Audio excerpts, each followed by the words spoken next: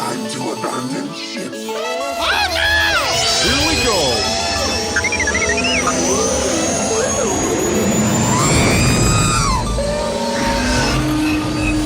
Can I persuade you to join us for a drink? It's a tradition. Here, here. Jar Jar, homie, my main man, quickly. Before the Separatists attack, get into the escape pod. Hey! This is escape, then we're the pod.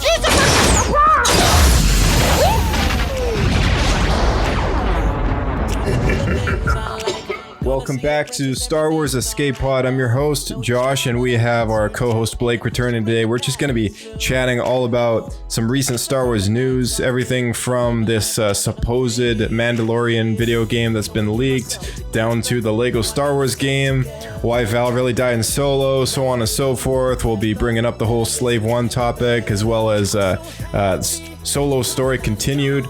There's so many things to go over in the Star Wars news world, and we'll have an extensive chat with Blake today about all that stuff. Now that Bad Batch is over, we gotta find some other things to chat about. So thanks again for tuning in, and let's get to it.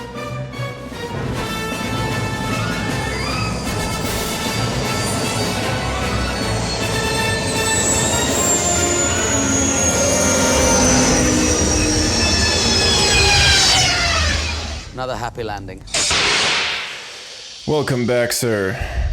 Hey, good to be back. Yeah. Feels like it's been a long time. It's only actually been a few weeks.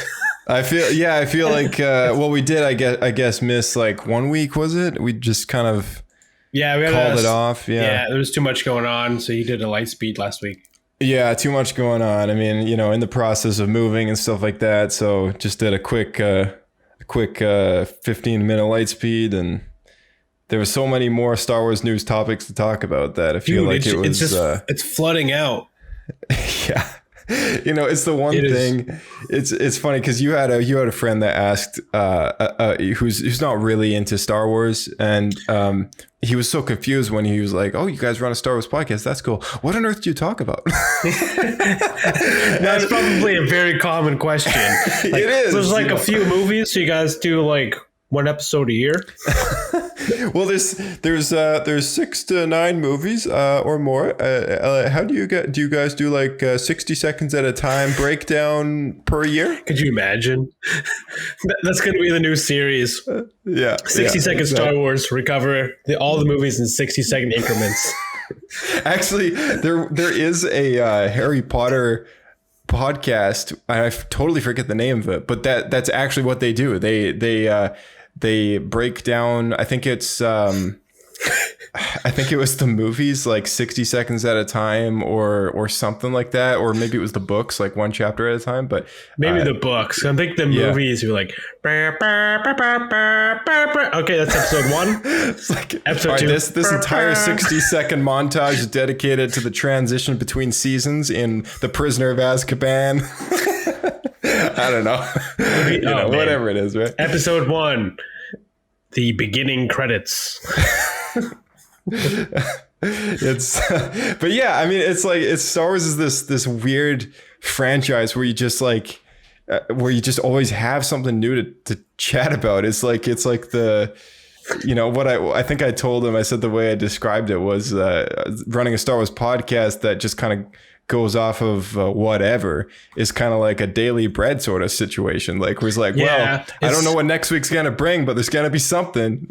Yeah, it's almost like we're doing a news show because there's always something coming out, right? There's always something to talk about. It's never a dull day. There's always some drama or some new release. Right. Yeah, exactly. And and to say the least, like this particular podcast, we really focus in on like the after show stuff and like chatting about actual content that they're coming out with, but yeah, as far as the news goes, like that's kind of what the Lightspeed episodes are for.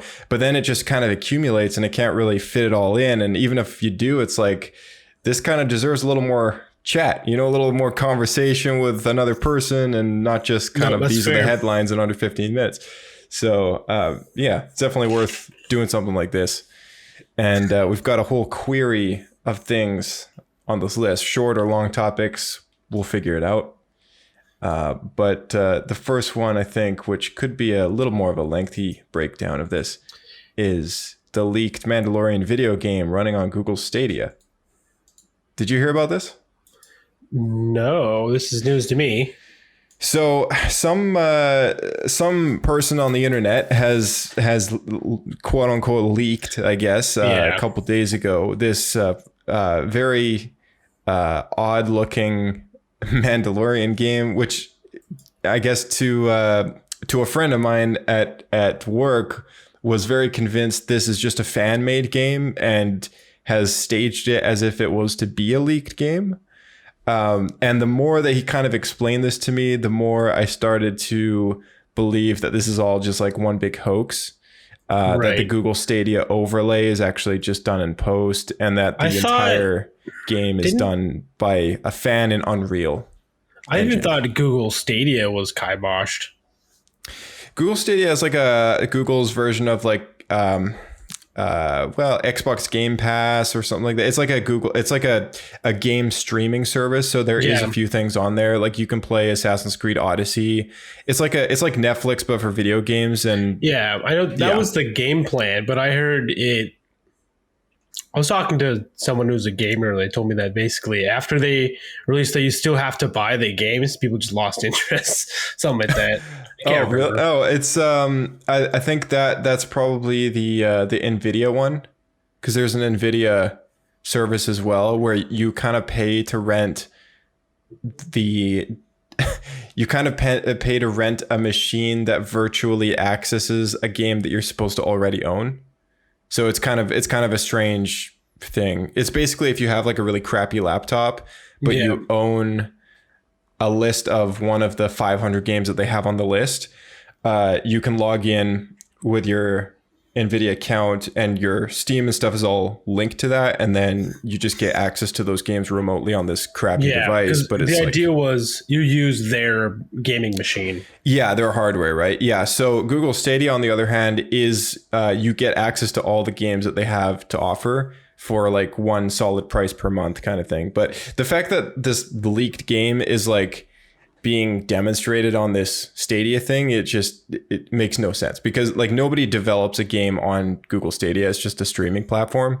And so who did you say is making it? Because EA recently had the license. They let the contract end, right? So it's no longer EA exclusive. Right. Yeah. Like anyone can now, any developer can technically make a Star Wars game at this point. Hallelujah. But yeah, it's definitely not. I mean, you take one look at that splash screen on the main menu, and it's like, that is 100% not legit. Like it looks like just a fan thing. Yeah. Yeah. It looks like some fan made some pretty good models and just put this game together using Unreal. And, and the more I kind of dug into it as well, I was like, yeah, okay. This is just some guy having a laugh. You gotta say though, they're going to make a Mando game at some point. Yeah, I wouldn't be surprised at all. I wouldn't be surprised at all if maybe in a year's time they were like, guess what? We're gonna make a Mandalorian game, and it's gonna take place between seasons 2 and 3 or something like that. Yeah. Right? Like, I love this. Anything. I love this image of Grogu. Like his head looks huge and his body's just like a twig. Yeah, skinny. It's just so deformed. Looks like a bobblehead.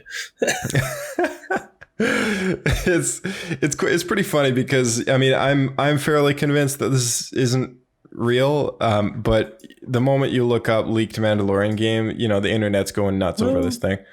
So it's pretty funny. But I mean, I don't know. Who knows? I mean, it could just be a race kit of another game.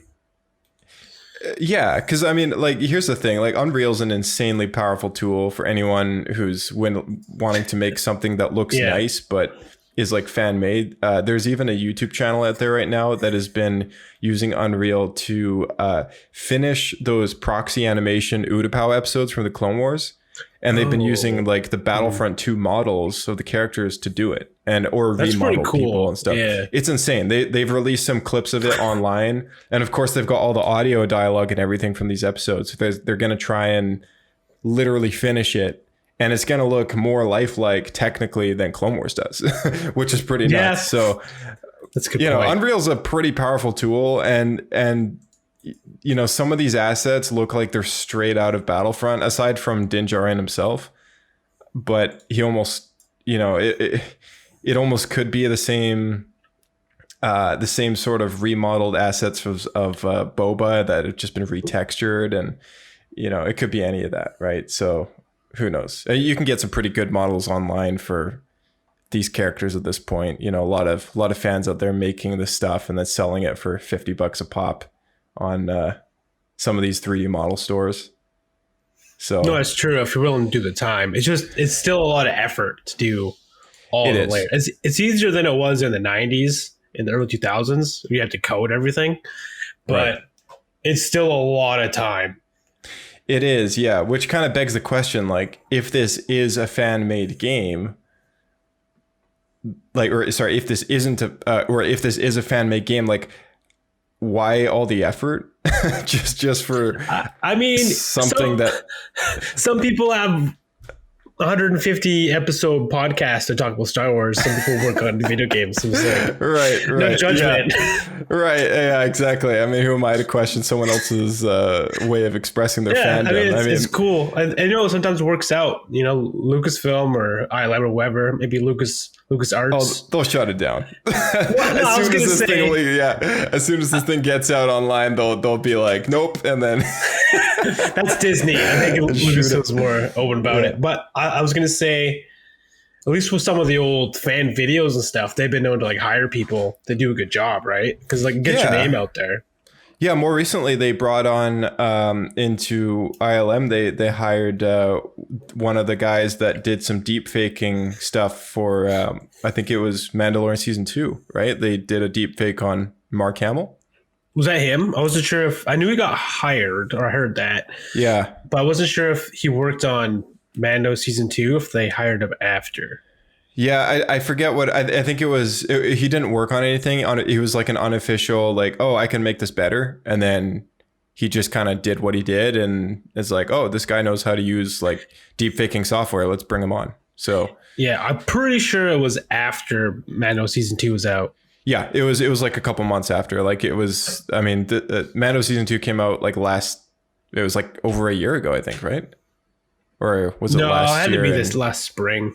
That's right. Yeah, it was last year in November, December. That's right. Tells you we just lost all sense of like lost time. all sense of time. Yeah, it's like it's this thing, man. We're all indoors all the time. But yeah, it's I think it was only like less than a year ago. But as of this past summer, within the last month or two, they brought him on, and news got out about that. So pretty exciting, you know, for anyone who's looking at doing fan content. You could either be harassed by Disney or hired by Lucasfilm. That's right. If you want to get out there, you want to be a renegade, you know, there could be great riches or great jail time. You know, exactly. See what you get. Exactly. Don't cross the mouse. Speaking of Mandalorian, we had Mandalorian Gallery Season 2 Episode 2 drop last week on Wednesday, the 25th, which is pretty great. We had a full inside look at the season finale of Season 2. You and I had both seen it now at this point, and it was really, really cool. I mean, first thing I got to say, Mark Hamill was way more involved with this process of coming back with Luke than I originally thought. Oh, yeah. I was so surprised with that as well. I assumed they would have reached out to him and like told him what was going on. But I didn't actually expect them to get him to be on set and actually be in costume and do the scenes. Right. Yeah. And the fact that they hit it so well. I mean, when they talked about bringing on such a small crew to do that shot, it's like the Navy SEALs of the film team. Yeah, it made sense. It made sense that it was hidden, and I had a good laugh when I saw that they used Plo Koon as a stand-in in dailies. Yeah, I love that. It's just Luke's body and just Plo Koon's hand is ginormous. Yeah, well, it's super funny because I mean it's so much. It's Dave Filoni, 100%, right? Because like Plo Koon is Dave's favorite Jedi. Yeah, and he brought that up in the video. Yeah, he brings that up again because we've all heard that before. But it's funny because Dave has his way with stuff, right? Like Plo Koon is his favorite Jedi. Wolves are his favorite animal. Yeah. So he names Plo Koon's captain or Commander Wolf, and sticks the two together, right? Like inserting himself right in there. Yeah. I mean, if Plo Koon, if Dave Filoni ever had the chance to play Plo Koon in costume, I'm sure he'd 100% like do it, right? I think there's going to be a flashback and we'll meet Plo Koon's apprentice. It'll just be Dave. Just be Dave in some robes. Yeah. Oh, man.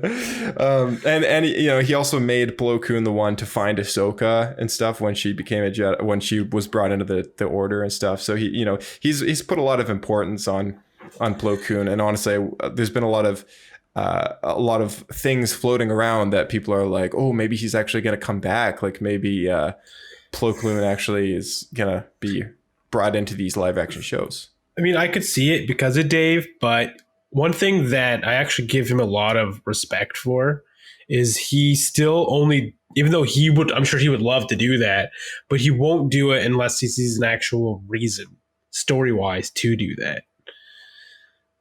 Right. Yeah, it's true. I mean, there's got to be a good reason for bringing back any character in the first place. Yeah. And, that's just how it is. Especially with the fact that Plo Koon's one of the Jedi who die on camera in Revenge of the Sith. Right. Yeah, exactly. So like there's a handful that they definitely can't bring back. Like Ki-Adi-Mundi, Plo Koon, like... Yeah, I can name exactly. All, but we see them all in the montage. Yeah, Order 66.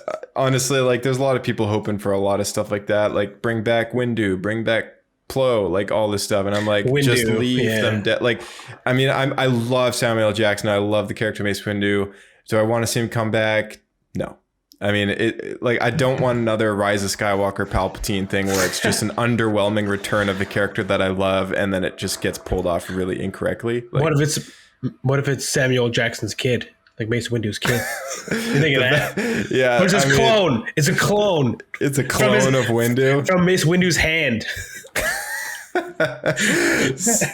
Oh man, I mean the fact that they warped that whole Luke Skywalker hand into like the origins of Snoke, I mean it was going to be used for something. It was used in the EU to make Luke with 2 U's, which was a cloned Luke. Yeah, it was like dark side Luke. There's always got to be a reason for something with all the new stories. And I don't know, it's like but yeah, it was a cool episode. We got a really good inside look at the makings of and what it took to bring that character back to life. And the only thing that if I were to use one word to describe what that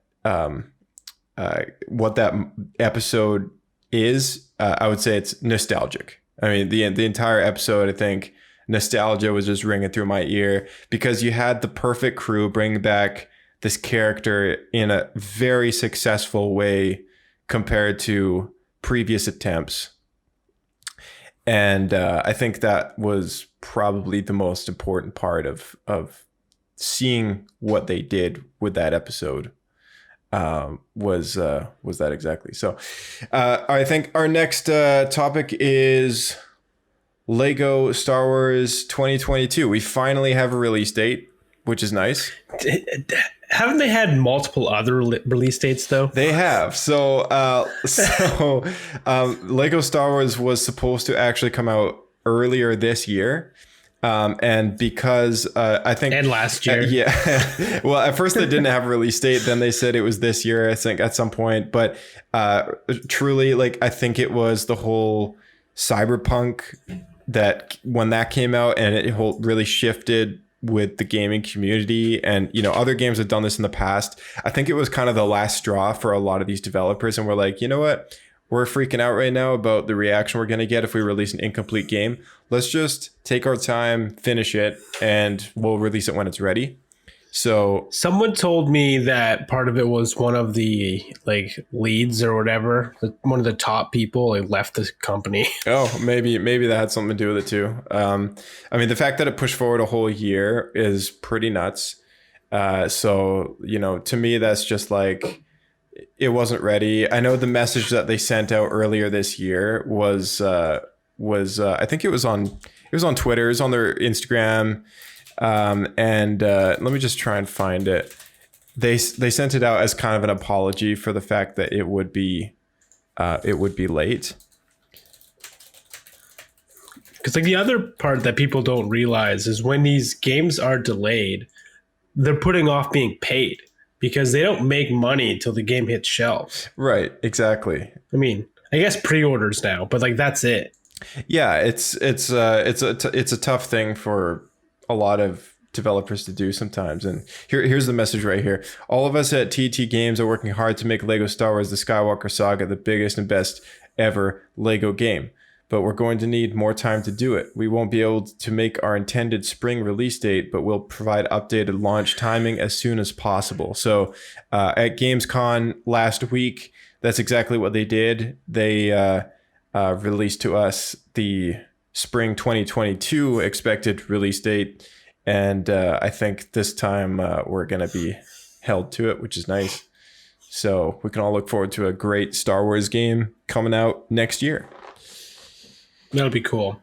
So I'm curious now, because they delayed it and Mandalorian season 2 came out, and now Luke is in Mandalorian, who's a Skywalker. Does that mean they have to add Mandalorian into the I don't know. saga? See, I've been trying to think about this too, because of course, with things like if I think back to Lego Star Wars: The Complete Saga or something like that, they always tended to squeak a little Indiana Jones Easter egg in there somewhere, and that was before Lucasfilm. Yeah, and that was before the whole Disney era of Star Wars. So now that there's so much more, being the Skywalker Saga Star Wars video game, you can be sure we're going to have elements from episodes 1 through 9, but I would not be surprised if they tried to squeak maybe even one level, or at least a character, something or another, anything from Rogue One, Solo, Mandalorian, that kind of stuff, right? And yeah, I could see that, like skins at least. Yeah. Because who's not going to want to play as like Din Djarin? Right, and I mean, it's not that hard to take. I mean, they even have Lego for these characters. Like, it wouldn't be that hard to take that model or whatever, and just put it into the game and have it be a playable character, right? Like, why not? I'm gonna beat the whole game as Baby Yoda. And I hope he moves slower than everyone else too. So it takes a real long time. It takes ages walking around with him. I mean, he wears a potato sack. I love those Lego games, man. They're so good. I played through the Marvel Superheroes one, and the old Star Wars Lego ones. Yeah. I got a chip on my shoulder. I played the demo for the first game in like 2001. Nice. Yeah, I got it in like a IGN magazine or an Xbox magazine, awesome. I think it was. That's awesome. They send you demos every month. Yeah, that was great. Oh man, back in the day when you had like PC CD-ROMs. Yeah. Those were once a thing. Day, yeah. Had physical copies of everything, man. And eat up all of your shelves. Yeah, exactly.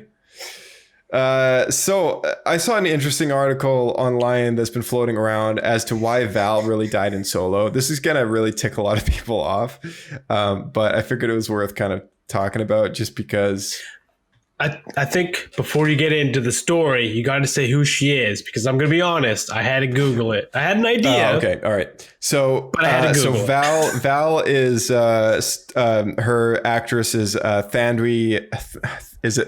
Thandwe Newton. I don't know if I'm botching that name or not. She's that looks right. I don't think her middle name was ever used. Okay, so she stars in Westworld, and she played Val, who is one of the main crew of Beckett's crew. He's Beckett's girlfriend in Solo, and she dies on the train job when that bomb goes off, and she basically blows up with the train track when they're trying to take out the coaxium from the train, right? So this particular reference is from comicbook.com, so I'll just give it a quick read here. This is a quote from her. She said, "I felt disappointed by Star Wars that my character was killed, and actually in the script she wasn't killed," Newton revealed to Inverse. "It happened during filming, and it was much more just to do with the time we had to do the scenes. It's much easier just to have me die than it is for me to have than it is to have me fall into a vacuum of space so I can come back sometime." Newton went on to reveal that this was originally what happened with Val. The explosion on the train occurs, and it's unclear what happened to her, perhaps setting up her eventual return. So, originally she was possibly supposed to come back. Well, I think they tried to leave it ambiguous. So if they wanted to, they could, like in classic Marvel style, right? Where no one really dies. Right. Yeah, so there's that. The other thing that I was kind of thinking about is this particular reference to her talking about a scene that she falls and kind of falls into the vacuum of space, I guess, which below where she was a just a canyon, right? So assuming that it was supposed to take place at the same time, my thoughts on that was, the shot originally was supposed to be much more high budget. They probably required her to be on some sort of cable wiring rig, dropping her off a 20-foot platform and having her kind of bounce up and down on a mat or whatever. It was probably a much more complicated. And for time's sake, they were like, you know what, screw it. Let's just film her last couple words. "See ya, baby." And then boom, whatever her last couple words are. Yeah. You know what I mean? Yeah, because I just looked it up, and she basically like suicides, like blows up the bridge, like she's still on it, and she like detonates it while she's standing there. But other characters have been cut in half and come back later, so it's funny. It's like I feel like she maybe said this more or less to just put her name back out there with Star Wars, right. So maybe they'll do it. Yeah, maybe. Because I feel like no one's really ever completely dead. No one wants to be that one character in Star Wars that shows up for 5 seconds, dies, and then never has an opportunity to come back to the franchise, right? Yeah, I mean, like, look at Sidious. It took 40 years, but he came back. Right. Yeah. And I'm sure he was all too pleased to come back too. But it's like, if I look at a character like Jon Favreau's character in Solo, right? He plays the alien guy. Forget his name. The pilot.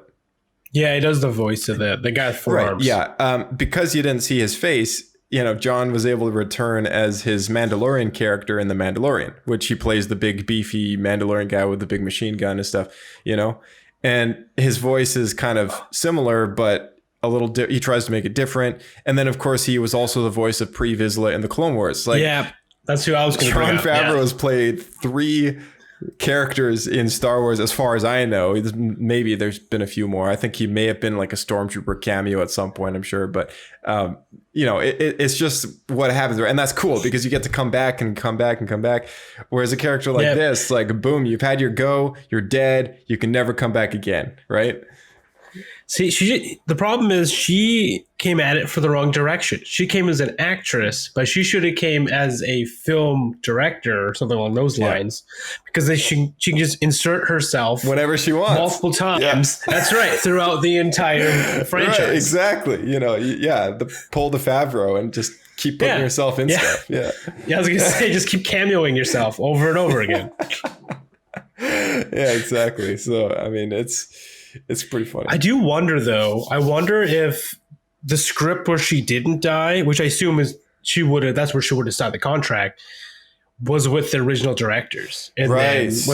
Then when Ron Howard came in, he like re-edited it, and they decided to kill her off, maybe for more drama for Beckett. Right. That would also make sense as well, because there's a couple of variables at play, I guess. When you bring that up, because I guess when you have a director switching things up halfway through the project, it's like, okay, we are short for time, right? we don't have time to do all this stuff that we originally planned. Plus, we got to make it better. So, someone's death scene, whether it's this or that, it's like, let's just go with the quickest option, and it tells the story. Not only that, but there's contractual stuff too. So if you switch directors, it's like, I think you have to change 80%, or else you have to pay the original directors like a percentage. But if you change 80% or more, then they lose that contractual obligation. Yeah. Something like that. And I guess with the extension of time that they put on, because I think Solo was delayed, I'm pretty sure, right?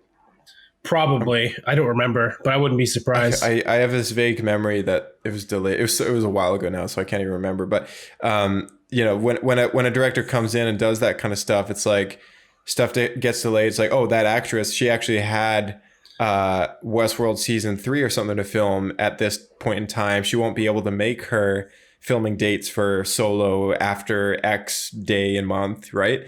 So maybe they were like, oh, well, let's just get her filming out and done with like today, and boom, she's out, kind of thing, right? That could always be part of it too, because if you want to pick up shots with specific actors, actresses, it's very expensive. So you're probably not going to do it for a side character unless you really need to. Right. Yeah. And a quick shot like that, it really doesn't take long to film. It's like, I was thinking about this as well with the, did you see Free Guy? You saw Free Guy, right? Yeah, I did. So with that, anyone who's seen Free Guy, maybe tune out for another minute. There's a cameo from Chris Evans that shows up. And it took 7 minutes to film it, and he was gone. Like, they just brought him in, took the shot, got him out. That was it. Like, that's the story that I think Ryan Reynolds was talking about. It was Blake Lively, his wife's idea to do that when they brought up this Captain America reference. They didn't talk about the part where 7 minutes and he made like $300,000. I don't know how much money he made, but I'm sure it was a good chunk, right?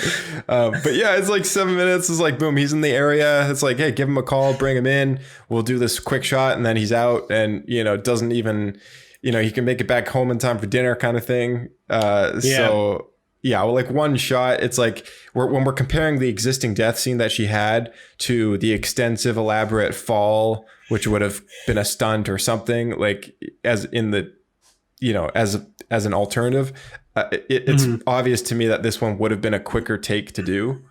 So because let's say she would have jumped, right? Then it would be easier to bring her back later. But they'd have to have her when she jumps off, the moment they cut to the wide angle of her falling, there's going to be CG. And then all of that effort and time spent doing the proper modeling, everything on the back end for that becomes a huge money sink. So I can see why they would just skip it. Yeah. And they were already running behind on budget after the whole director swap too. Because, now we're paying 2 directors their fee, plus all the additional post work involved, and the reshoots.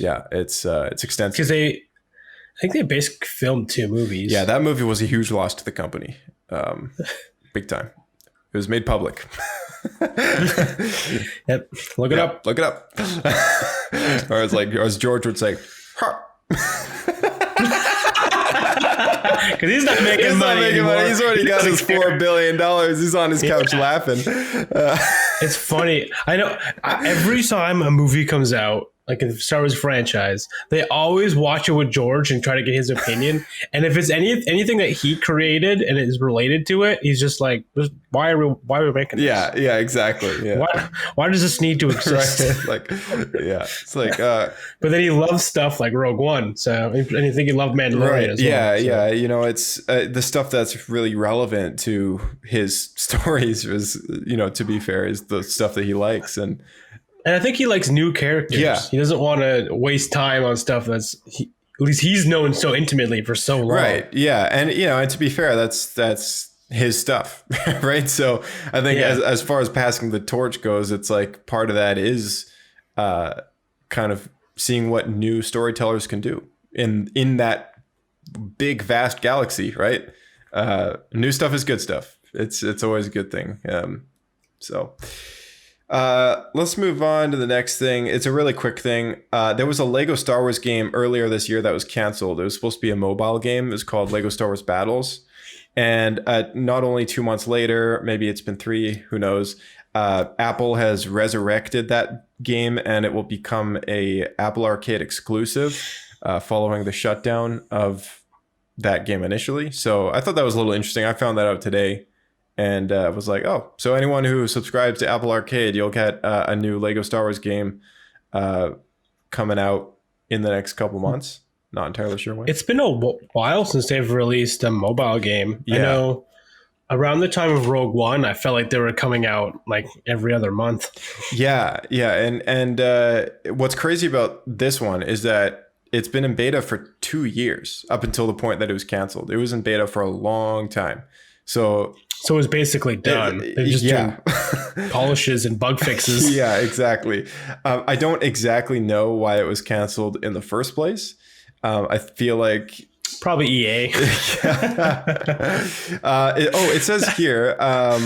It says here they announced in May the studio instructed players to use any remaining in-game currency before the game was taken offline, and.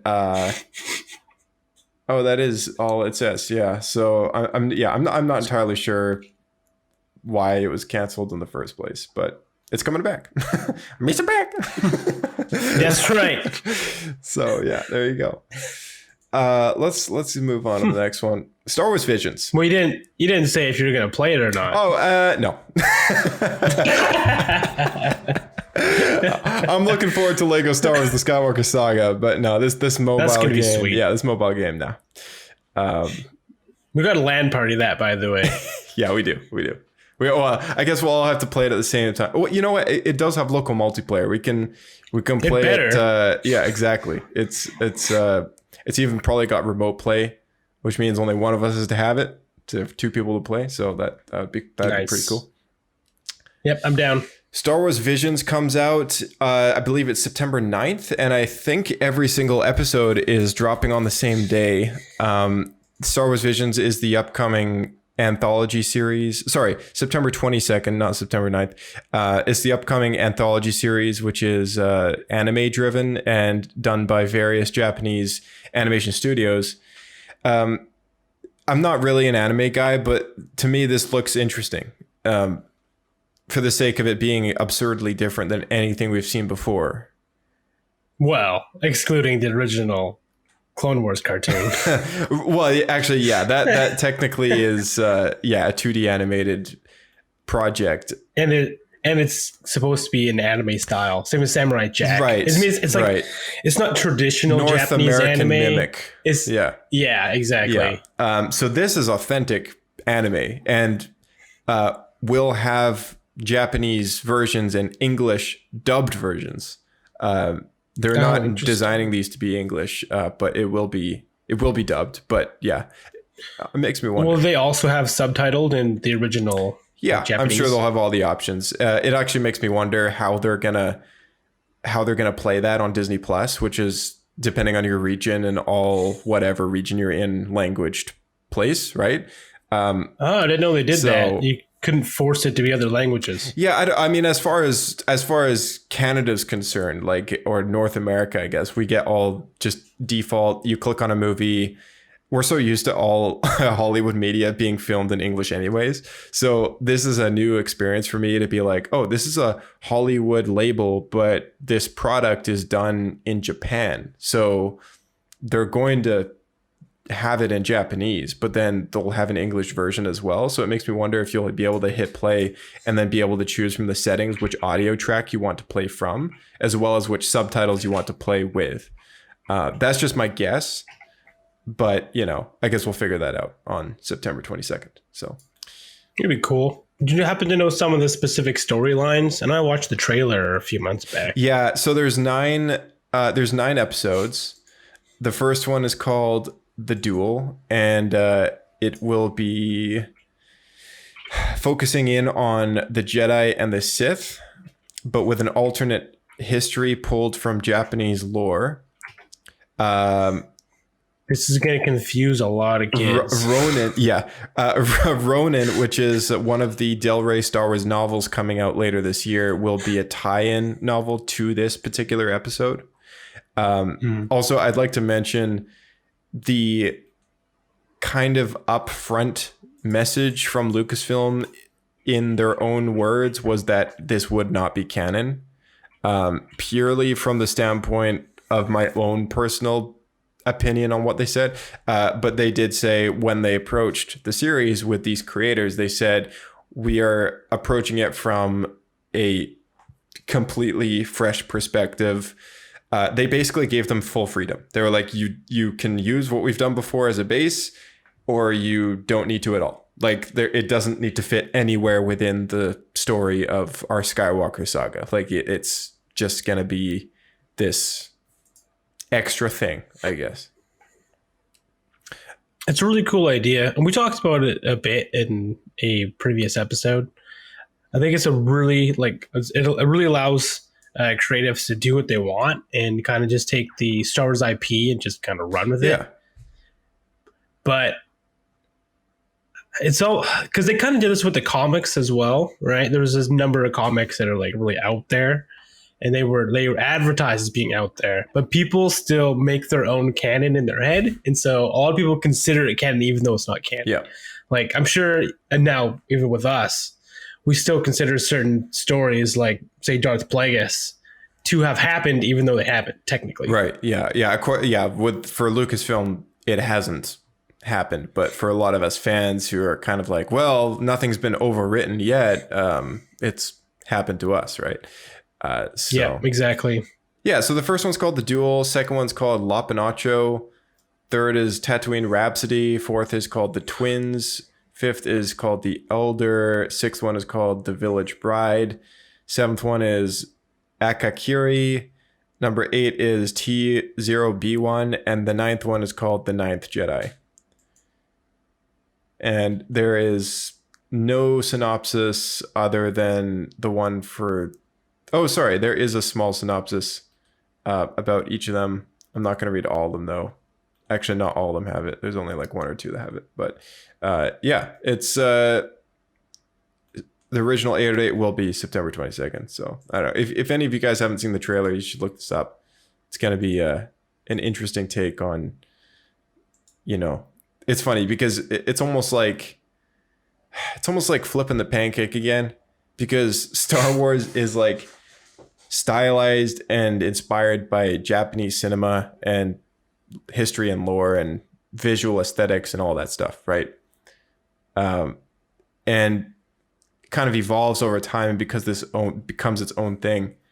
And 40 something odd years later, taking that franchise and that story that has had so much influence from Japanese stuff and flipping it back over onto new creators in Japanese cinema and seeing what they can do with it, right? And it's this very interesting concept that I guess they were like, hey, this could be a cool idea, and I like that mentality. So no, that's a good point. It is very fitting. And it's funny because not only anime, but also like the 1950s samurai movies is a lot of what Star Wars was originally based on, and it also was based on spaghetti westerns, also taking place in the 50s.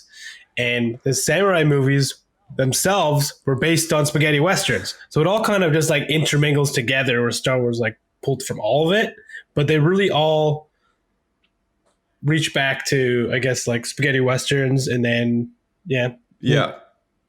It's funny how it all ties together. Yeah. It's like, all it really is. Yeah. So yeah, Star Wars Visions, everyone. Looking forward to it. We have a very brief message from the good folks at Star Wars Armada. The makers of that game have had some very sad news in regards to the continuation of that game. And their message is, as we move into 2022 and beyond, we're excited to continue support of Star Wars Armada by prioritizing reprints of existing products and through organized play initiatives. However, we currently do not have any new Armada products in development. We will provide additional information as it becomes available. That's from Atomic Mass Games, who is the publisher of Star Wars Armada products. So, like, what does that mean? Do they run out of models? I'm not entirely sure. Yeah, I'm not entirely sure how it all works. I think so. This is FFG's gaming license, but I guess Atomic Mass Games is the publisher of that game. So it's kind of like a partnership that they have going on, maybe, to make that. And I guess they're like either giving up on that one. I don't know if they're also the same company that makes the X-Wing series, like the X-Wing miniatures game, but it's possible that that one's just way more popular and they're giving up the one to just divert all resources into the other one. Interesting, because I have played X-Wing, but I've actually never played Armada. Me neither. Yeah, I've never played that one. Armada, my understanding was it was like a scaled out version, more to do with like the large capital. It is, yeah. It's a bit more scale. Yeah, you're basically like a fleet commander, and what's neat about that one is it kind of adds more of a strategy level to it, whereas X-Wing, there's a lot more combat between the ships. And interestingly enough, when FFG first got the license, this kind of predates the existence of this podcast, but I had a big problem with FFG because Wizards of the Coast had the license before and they canceled one of my favorite Star Wars games. FFG was like, took the Star Wars license from Wizards when they decided not to renew it, and Star Wars Miniatures got canned, which was, it was in its mid Clone Wars Season 2 phase, I guess, for benchmark at time. So this was a while ago. But when FFG got it, they started developing new games and stuff like that. And their RPGs have been pretty cool. But they really kind of stuck to this pattern of like only putting out original trilogy based content. And, as much as I love those movies, like I'm also a really big prequels guy. And so, I loved collecting Star Wars miniatures from across the saga. And that also included things from the comic books and the novels. And like they made a figure for everyone, right? So I was used to this very wide diversity of Star Wars, like games and content, everything like that. And then there was just this company that comes in, snatches the license, and makes content with just X-Wings and TIE fighters across the board, no matter what they're doing, right? And I'm like, who are these people? Like, I mean, like, there's so much more to Star Wars than just like these three movies. And Yeah, I remember this. This was just before The Force Awakens came out. It was like 2 years. And even a bit after that as well, because then we was turned like Rogue One and stuff. So it really stayed in that era. They didn't really branch out at all. It took them like a solid 4.5, maybe 5 years to do it. And a couple games launched under that habit. Imperial Assault, all three of the FFG Star Wars games, plus their even the initial launch of Star Wars Legion, the X-Wing game, Armada. And Armada still hasn't branched out into other factions. You can still only currently buy Rebellion and Empire, I think. That's very surprising to me. Yeah, it's whereas X-Wing eventually kind of got on the bandwagon of fans not buying stuff because they couldn't get their favorite ship, which happened to be a Naboo N1 starfighter or whatever, right? So with X-Wing now, you can buy like any faction you want, like, and it's insane. Like they have so many options for what you can get. Like if you wanted to make a Republic army with just clone starfighters and LAT gunships and Jedi starfighters and stuff, you can do it. If you wanted to make a whole faction full of just rogue, like fringe bounty hunter ships, you can do it, right? Like anything First Order to Rebellion to Republic and Separatists and whatever, like it's all there. Empire, Rebellion, it's everything. They got everything. Whereas Armada is just the two. So I think that's maybe why it failed, because they just didn't offer enough selection. I'm saying this, I'm just reading that they do offer Republic stuff and separate stuff, but that's it. It's just the four factions, but I don't know. It's a lot less of it is what I'm saying. Like there's way less content for that. There's only like maybe 10 different packages you can get for each faction, but that's probably why then, because I know if people can't, it's ironic because people hate spending money on stuff, but if new stuff doesn't come out, they stop using it. Right. Yeah, So- exactly. So I don't know. A possible theory as to why that went out the door, but who knows? So anyone who plays Armada, sorry. Okay. Try X-Wing. Have you heard about this ridiculous Slave One news? Oh, they removed the name. Yeah. Yeah. So I've this heard kind of ruffled the internet's feathers a little bit back when I think it was the Lego set that came out. Yeah. And it was a Lego set and it said Boba Fett ship instead of Boba Slave Fett's One. ship, instead of Slave One. And I own Slave One, Jango Slave One from Attack of the Clones. It's the only Jango Slave One that they've ever done because they keep on republishing Boba Slave One every 2 years. But this this is the first time that Slave One is now known as Boba Fett's ship. And I was like, or Boba Fett Starfighter or whatever. I was like, okay, maybe they just did that for like the casual fans out there who are jumping on the Mando bandwagon and haven't seen any Star Wars movie at all, and they don't even know what the ship's called. Like maybe that's I think why, it was. right? I heard it was a Disney call. Yeah, so that's kind of what I want to get into because this, like, I'm just confused. Like, I'm just like, the main question I have right now is why? Like, this is a ship with a name who's been around in one of the most iconic historical movies of all time, generally widely known as Star Wars fans' most favorite Star Wars movie of all time, with the most popular ship other than the Millennium Falcon itself of all time, to probably the most recognizable Star Wars character of all time being Boba Fett, right? Like, you cannot get more iconic than Slave One. Like, there's people walking around with t-shirts that say Slave One on it, you know? And I'm like, dude, like, first of all, if this has something to do with the fact that the ship's named after Slave One, like Slave One, I don't know who was named after, but it has the word slave in it. That's just stupid.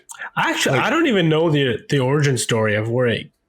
I don't either. I don't either. It's just I don't know. I think it's a cool name, like Slave One. Like, I think that's pretty sweet. But I mean, if this is like some sort of Disney backlash of like, oh, we got to try and like do something about the fact that we're promoting like a toy with the name slave in it to children, it's like, okay. Same with Slave Leia too, right? They're trying to take her off the market as well. Slave Leia, Same thing. But here's the thing. I've got a big problem with this because I mean, slavery is like a real issue, right?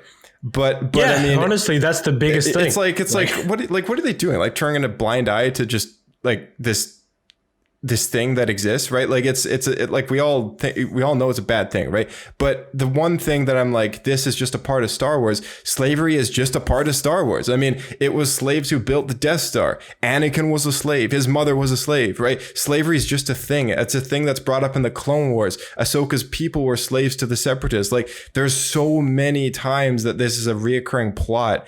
And I just don't understand that all of a sudden 180 Disney backlash on this, the name of a ship of all things, you know, like it just gets me going. I don't disagree with you. Yeah. Honestly, their only decision-making process, it was probably some guy in an office who saw the name come across that he had to sign off on for like the final forms.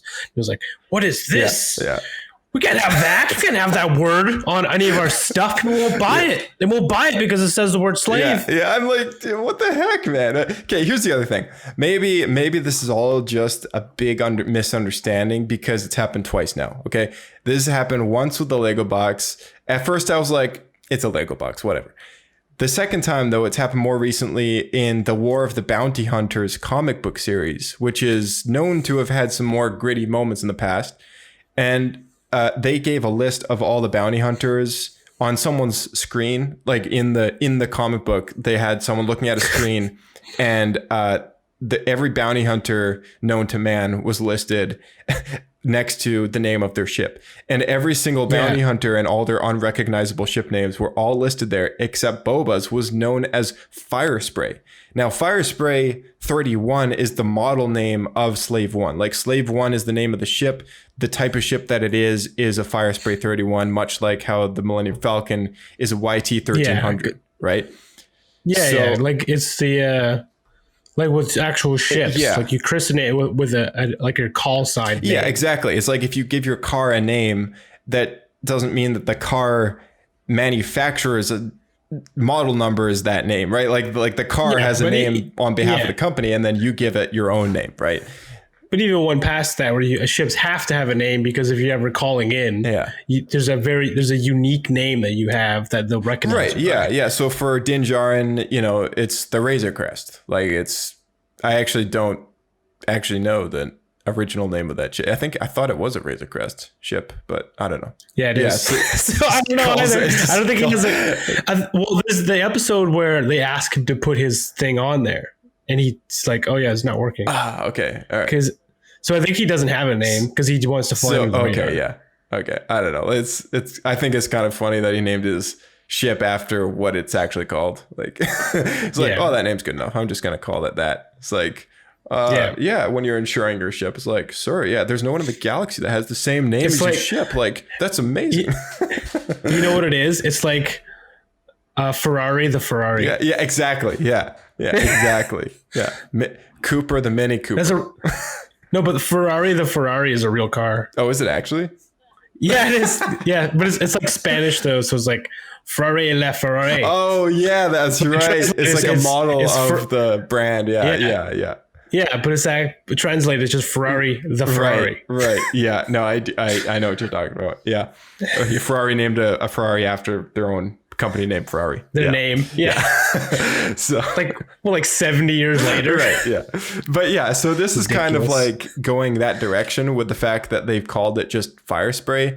Here's the other possibility, that maybe because the internet's feathers have been ruffled with the Lego thing, that in the story, maybe it's going to be revealed that like, oh, Boba's got like a cloaking thing on it. So maybe it actually hides the name of his ship or something. I'm grasping at hope that this is going to be just a big misunderstanding, dude. But no, honestly, because they finally brought back Slave Leia, right? At least for the action figures. They finally did. Okay, maybe they didn't. I don't think they have. Yeah. I don't know then. In that case, no, they probably won't change their mind because of stupid reasons. Right. And then on the other hand, because something's bad, we can't reference it in any way whatsoever and pretend it doesn't exist, which doesn't fix the problem. Exactly. It's still happening in lots of places outside North America. Exactly. It's a ridiculous mentality to have. And not to mention the fact that, I mean, that aside, this is just something that's existed in Star Wars for so long. I don't know why this wasn't even something that, like, it's Disney. They have a reputation. Why wasn't this done 8 years ago? Like when they bought stuff, like, or whenever it was like 2012, right? 2013. My argument for that is because they're going to make a Boba Fett show. Yeah. Okay, it's like a hot topic. Was Slave One ever mentioned by name in the Mandalorian series? I feel like it was. That's a good question. I could be mistaken, but I thought that I heard it at least once. It's only a handful of episodes. We could check it out. Yeah, all the episodes that Boba's in, like it would probably have been mentioned in that one, or in those ones. Yeah, it's mentioned in the Clone Wars, like kids cartoon. Yeah, it is. Like a lot. It's mentioned a few times, and again, it's like this has just been a thing for so long now. Like, why have they waited for the change, right? And so that's why I'm kind of like overly confused about this, if it is intentional. And if it's not intentional, it's just a crazy series of coincidences to kind of ruffle everyone's feathers like this. So yeah, it's pretty unlikely. Anyway, it's just stupid, man. Like the whole thing is just stupid. Fans will forever call it Slave One. Yeah, 100%. They're wasting their time. Yeah, anyway. Exactly. It's like what do they hope to achieve with this? The next another 40 years for every Star Wars fan to kind of die out, and then the next generations will be calling this the fire spray instead. Like I don't get it. Yeah. I don't get it. It's forever Slave One. # Slave One forever. Solo's story will be continued via comic books. We have an IGN article about this, exclusive first details on Star Wars Crimson Reign, which is going to be a new comic book series focused on Solo's Qui'ra character, which was very widely known to be played as by my goodness, I'm blanking on her name, Amelia Clark. I don't even know her real name. I just know her like Game of Thrones. Right, Khaleesi. Khaleesi, yeah. Yeah.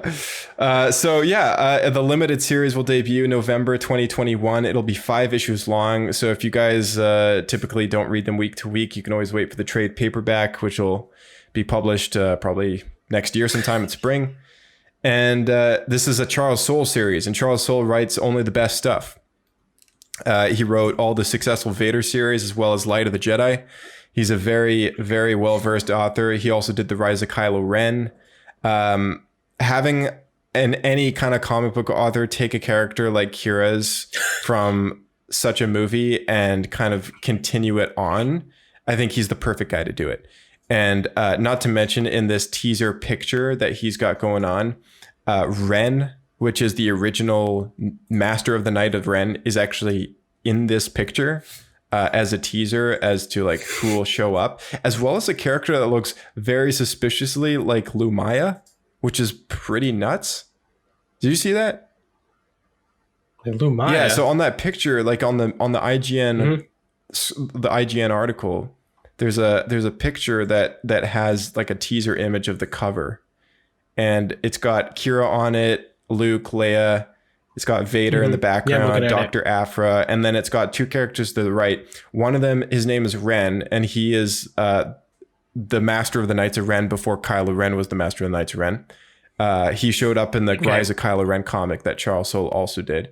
And then the woman below him in the purple hoodie looks a lot like Lumaya. Isn't she the one with the light whip? Yeah. Lumaya was a character in the original Marvel comic book series way back in the 70s and 80s.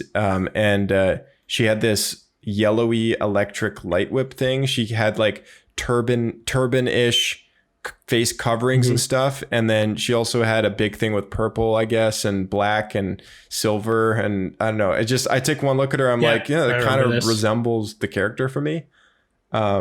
And looks very similar. It's almost an Egyptian kind of look. Yeah. And I mean, it's typical Marvel Comics fashion lately to be bringing back these characters that have kind of been long forgotten about. The War of the Bounty Hunter series recently brought back Dirge, which was from the 2D Clone Wars animated series. Yeah. It's one of the coolest characters ever made. I used to watch that fight scene over and over again between him and Obi-Wan. It's the first time we ever see Obi-Wan in clone armor, by the way. Yeah. Watch that, and I'd like try to rebuild everything in Lego. Such a good scene. Dude, Dirge is badass. I have his miniature as well, Star Wars miniature. Yeah, I remember. Yeah. So while Qui'ra plays a huge part in War of the Bounty Hunters, that event is really a Boba Fett story. There is this spin-off that's happening for her to continue her story. And, you know, I like the fact that they're doing this because ever since Solo came out, there's been this Solo 2 movement going on. You know, people want the sequel. That's never going to happen. I am very surprised by that. Yeah. It's a small movement, but it's a movement all the same.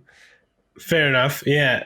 Okay, I see what you're saying. But maybe I doubt they'd ever do a live action thing, like at least a film, but maybe like a 3-episode series or an animated, maybe. Yeah, maybe. I mean, you know, they've done so well with Clone Wars, Bad Batch, Rebels. Like, if they took a movie like Solo and were like, we're just going to turn this into an animation, I'd be totally fine with that. You know? Yeah. Like, was like, and especially if it's a limited run. Like, we're going to put out 6 episodes, each an hour long, finish the story, boom, done. I also could see them going for it because they could make it for a younger audience and get more of an audience that way, because I think a lot of people who went to the film will be less likely to follow up, but kids, you never know. It would also tie in with Rebels really well because Maul shows up at the end of Solo, and this storyline takes place after Clone Wars and Bad Batch does. And, you know, we know at the end of Clone Wars, he gets away and all that stuff. Of course, we knew that already from watching Star Wars Rebels prior. But in Rebels, he just shows up, meets Ezra. He's like, I want to kill Kenobi and get off this dust ball and this and that, and you know he's always upset. Yo. Do you know where Kenobi is? I need to like off that guy or something. Call me old master.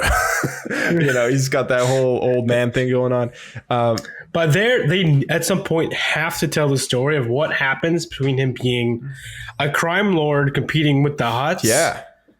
And being left for dead on a planet. Yeah, I know. Because like the last time we saw him solo, he's running the show in Crimson Dawn. The next thing we know, Crimson Dawn's like, what is that? And he's on this Sith planet doing something. Like, you know, like what happened, right? And so this story takes place after, but maybe we'll get some clues as to what will happen. Eventually, though, like you say, we're going to have this story told one way or another. How cool would it be if they did it in animation style? I mean, Sam Witwer doing the voice of Maul again. I mean, this would be sweet. Like, I would love to see that. Like a limited run, like one season. Yeah, you know what? If it was focused on Maul specifically, I think live action would be cool. That would be better. Yeah, that would be better. I'm just assuming that getting Ray Park as a constant, you know. Well, didn't he get banned? There was this movement against him. I mean, like this day and age, like who doesn't have like some movement against them? Right? Who hasn't been canceled? Right? Yeah, who hasn't been canceled? Yeah, right. But you know, that aside, he's not exactly the kind of actor that holds up as a star. You know, like it's not like they couldn't give him a series like Kenobi and expect it to do as well with, you know, critic response, I guess. No, I say just he's not an actor. Yeah. He's a stunt guy. He's a stunt guy. Martial artist. He's a stunt guy. Yeah. Even in the Phantom Menace, he was voice dubbed by I forget the name of the guy. He's a British actor, comedian person. But he was dubbed in that movie. In Clone Wars, it was all Sam Witwer. Like he pretty much just acts as the live action face of Darth Maul, and that's why I think a recasting would maybe not go over so well. And I don't know. I'd be less of a fan of that. You wouldn't want to recast it? I wouldn't be bothered that much, to be honest, because if they found someone that looked really close to him, then sure.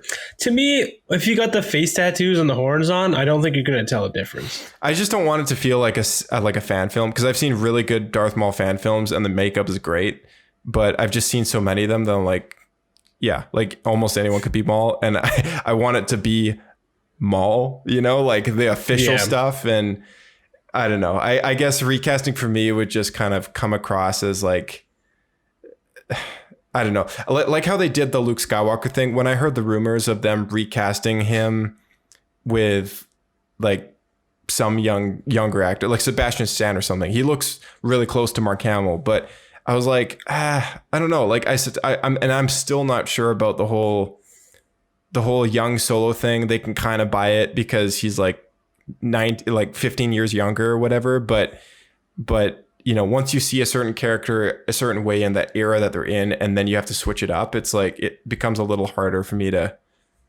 digest, I guess. Okay, hear me out then. Recast Maul if they do a Phantom Menace prequel that has Plagueis and Sidious, because it'll be like basically like the Rise of Sidious, right? And he like takes on like basically the Darth Plagueis books. Let's be honest, that's what it is. Yeah, I mean, then they can recast it, because that, dude, how if they did like a 6 or 10 episode series of just that, people would love it. It'd be so like good. Plagueis with a young Sidious. Yeah, like basically like Plagueis finds like Palpatine, like takes him on as an apprentice, and then leading from up to I'd 100% be Phantom Menace. I'd 100% be up for that, and even preferably a little bit past the start of Phantom Menace. Yeah, I mean, Ian McDermott's still around. Like they could totally get him to play himself again. I mean, he would look a little older, but you know, de-aging techniques, it works now. They've done it in Marvel movies countless times. So, you know, I'd be totally fine with that. Like I'd be 100% down. When they released casting rumors about, was it Matt Smith or something, that the rumors was that he was going to play a young Palpatine, I was totally stoked. I was like, this is cool, because this is a time in his life that we've never seen him. We've only ever seen him as an old guy. Oh yeah. So from the Phantom Menace, he's like at least 50 something, right? Or 60 or whatever. And if Plagueis I was don't know to take if place, Matt Smith will work. I don't know. He's a bit shovel faced. They did some photo comparisons between the two, and some of them were pulled off pretty well. There's also it's also going to be so hard to see him as that, because he was like the goofiest doctor, and then he's going to be playing Palpatine. So it's like right, complete opposites. Right. Yeah. I mean, I've seen him in other stuff, and he's actually a pretty wide range actor. But some side by sides, like he's got kind of the look about him a little bit. Alternatives being Tom Hiddleston and that Twisted Joker the Twisted Joker actor I was gonna say from Gotham, but of course he's already played a live action character. He's already played the Jedi from Jedi Fallen Order. My goodness, I'm having a terrible day for names right now. You know what I'm talking about, right? I apologize. I was looking at Matt Smith and Ian McDermott pictures. There's a Jedi from Jedi Fallen Order. Is the main character from that. He looks is the guy that played him. He plays the Joker in Gotham, and So he wouldn't work as a young Palpatine, obviously, because he's already played a character in the canon. Oh yeah. Yeah, and so he's actually a character I would love to see in the live action. Cal Kestis, that's his name. I would love to see him show up in live action at some point in a show. Cool. But yeah, he kind of. The thing is, if he's got his own game story, I doubt they would give him his own series. I was thinking more of like a cameo thing, like a Mandalorian cameo thing. Yeah. Or show up for like an Ahsoka in the Mandalorian, right? Yeah, for like one episode, right? Something like that. Maybe he'll show up in like, I don't know, Andor, Kenobi, Bad Batch. Who knows? You know, you never know. He is the right time zone for that, isn't he? It's a little bit early. Yeah, I think it's a bit early. Cal Kestis. The game takes place the same year that Solo does, so 5 years after Revenge of the Sith. And yeah, we are a little early in Bad Batch right now. Like we're kind of 4 years away. So. Yeah, until he reveals himself as a Jedi, like maybe, I don't know, maybe Bad Batch will have a big time jump at some point. We'll go kind of past that 5 year point. Who knows? It's too bad the game didn't come out earlier, because he could have potentially showed up in Rebels. Yeah. Yeah, they could have really had a big character on that front. We wouldn't have got Star Wars Aladdin. Star Wars Ed. Well, they still would have made Star Wars Aladdin, but he could have showed up for a few episodes. Like same with Ahsoka again, right? Yeah, same thing. Exactly. So yeah, that's a big that's our solo story continued thing. We've got two more topics real quick. Book of Boba Fett comes out this December. What are you hoping to see? What am I hoping to see? I'm actually really curious what they're going to do with it, because they kind of led to Boba becoming a crime lord, but I don't really know how that would go down. Like, from what we know of Boba, he's not really a gangster. Yeah, I know he's not, and I think I don't know what to expect from this. The Book of Boba has likely got to be insinuating we're going to get some flashbacks, some major flashbacks happening. Fingers crossed that we do. But get that story filled in, you know. They also say it's supposed to be Mando season 2.5. So hoping for the best with whatever they end up doing there to fill in the story. If I were to pick anything I would love to see in this series, it would be some flashbacks to, of course, that Sarlacc pit moment. Seeing some old Return of the Jedi footage come back, and then some continued. So, yeah.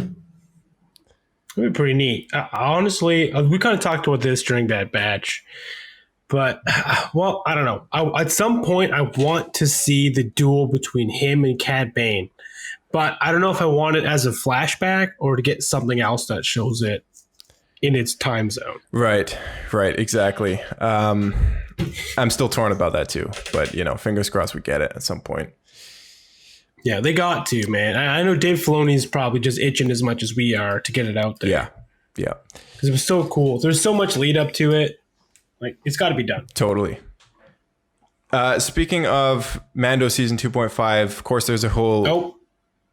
Second thing I'm looking forward to, Dengar. Oh, Dengar, yeah.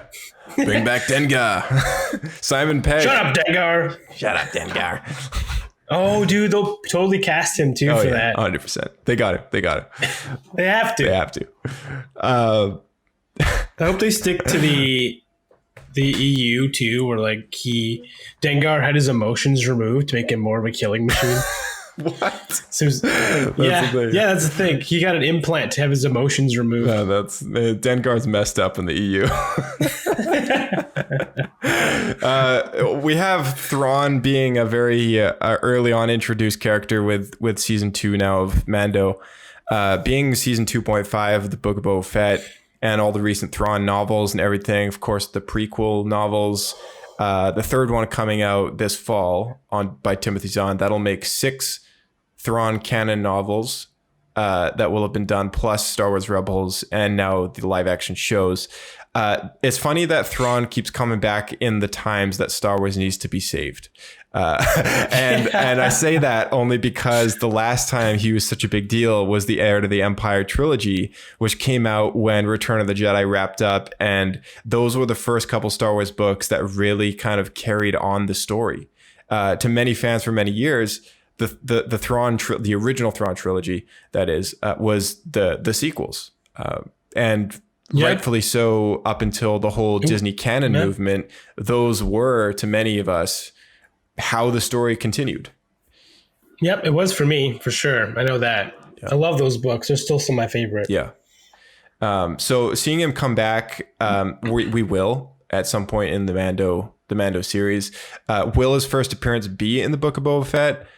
No idea. I don't know how that character will have anything to do with Thrawn if it's all about Boba, but who knows, right? Like maybe we'll get these random episodes that'll be very surprising to us, and it could be that he's chasing someone down, or he's got one of his boys. He's running a spice run, and he comes across a interdictor cruiser or something, right? Yeah, who knows? Like a Star Destroyer, because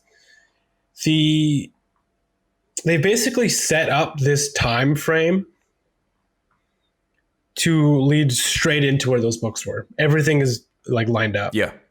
Thrawn. They've already proven that Thrawn exists. He was way for the fall of the Empire, because he didn't exist in the movies. Mm-hmm. Same thing, right? And then he came back in the EU books. He showed up afterwards, and he kind of took the broken, segmented factions of what the Empire became and kind of reconnected them, and was their new leader. Yeah. It wasn't really like the emperor, but he kind of saw himself as their admiral. Yeah. And he then he's a great tactician, so he was able to coordinate through all of their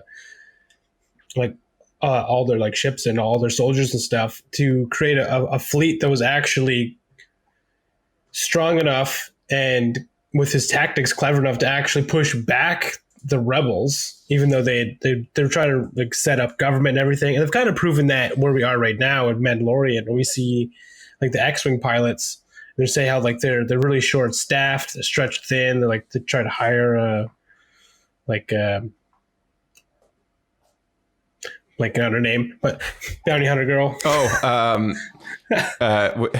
you talking about Mara Jade or somebody else? No. Sorry, no. Which bounty hunter girl? From Mandalorian. Yeah, Fennec Shand. Or nope. the rebel girl, you mean?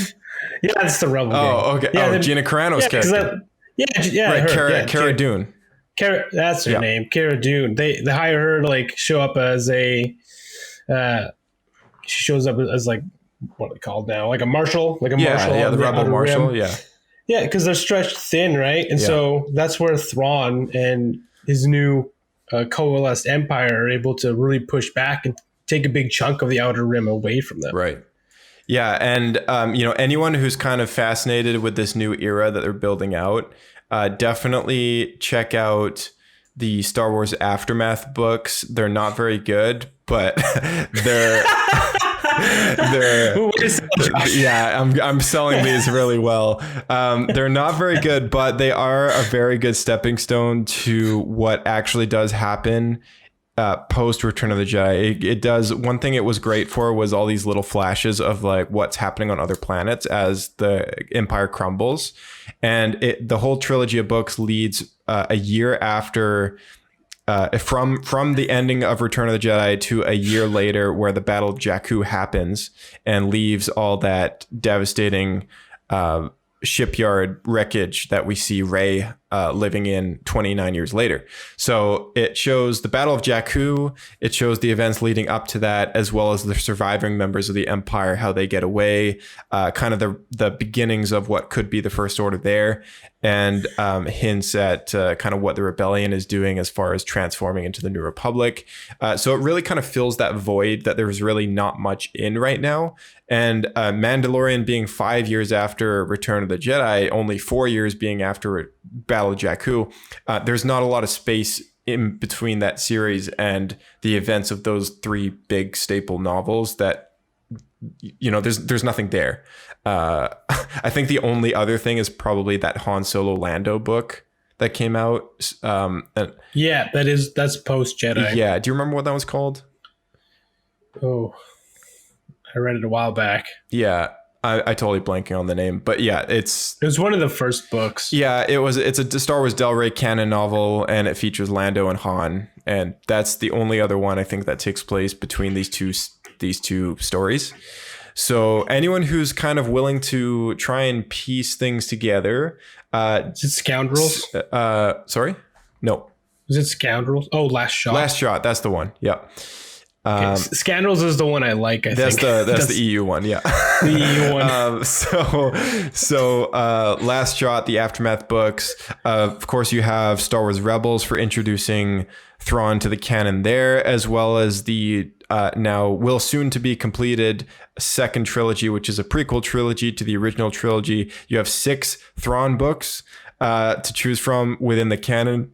And then, of course, the original Heir to the Empire trilogy, which originally came up with the character. It's been Timothy Zahn this whole time. He's a genius writer. And, all that stuff can kind of help you piece together what maybe could happen in 2 or 3 years when we get the full story. So that's pretty much all I have to say on that. We don't have it's gonna be good. I hope they pull from some of Timothy Zahn's other storylines too, because he actually, if I got the name right, Scoundrels, I have to look it up. Yeah. But he wrote a Han Solo heist book. Yeah, that I think it's Scoundrels, and it's fantastic. It's one of my favorite Star Wars books as well. And my third favorite is called Allegiance, which is also by Zahn, which is about these stormtroopers who they go rogue, right? They come to realize what's going on with the Empire, and they try to escape. Right. So he also did Allegiance. So that's the one you're talking about. Allegiance is sorry, did you say that already? Yeah, that's not the Stormtroopers. So the Choices of One was the sequel to that, and that one was very much a Mara Jade novel. And if any of you don't know who Mara Jade is, in the original EU, she was the Emperor's hand, pretty much like his private assassin. Yeah, pretty much Ventress to Palpatine in a way. She was part of the Empire, and then eventually kind of becomes a very important member in Luke Skywalker's life down the road. So that's where she was introduced, I believe. And Outbound Flight was a novel, and I think that was the only novel that he did that possibly took place in the somewhat prequel era. I think it's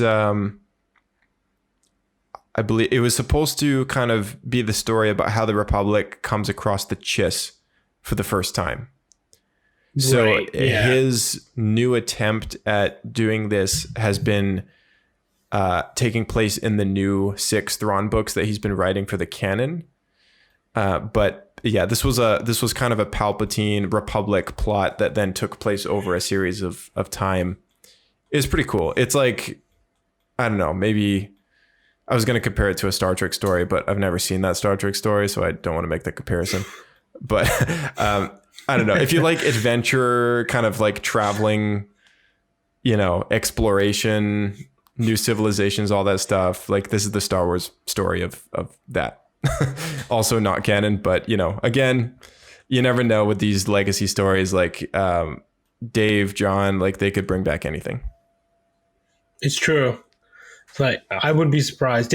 Dave said no at first, but I still think we're going to see those lizards that have anti-force bubbles from the Thrawn trilogy. Right. There was I think it was Rebels.